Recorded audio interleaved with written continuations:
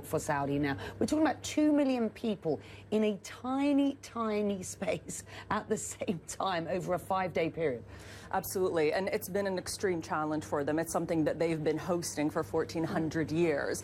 And over the last few years, over the last decade, they've definitely been investing more in infrastructure, whether it's creating wider bridges, bigger bridges to be able to access the points, having discussions with religious scholars about actually widening the space that is considered the holy territory where the rites can be performed.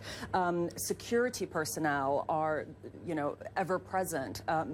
Tens of thousands of medical people that have been trained, up to 1,000 security cameras covering almost literally every single spot at the Hajj. And as electronic devices become more prevalent, this year, for example, they've introduced the e-bracelet for the pilgrim, so that any pilgrim can immediately be scanned and they know who they are, where they're from, where they should be staying, and what kind of medical conditions they can have. So every year they seem to be learning from the previous year, but that many people in that small a space is just bound to be a challenge.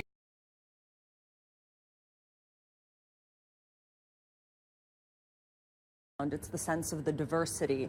There isn't a language that isn't being spoken. There's literally people from almost every country in the world, every ethnicity. And also what strikes you, and having been to Saudi Arabia, you'll relate to this, is usually men and women are quite segregated in public spaces.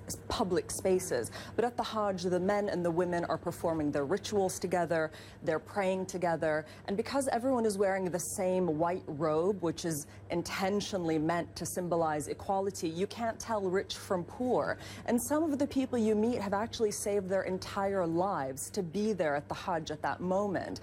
And so as journalists covering the Middle East, and this is something you definitely will be able to relate to, is we often meet people on some of the worst days of their lives, but this was a story where almost everyone you met, you were meeting on the happiest day of their life, and the tears were of tears of joy. Especially today, those pictures our viewers were just seeing from Mount Arafat, that is the spiritual climax, and you do see people really crying for joy, and that for us was quite unusual and something that you can't help but be affected by. How did the Saudi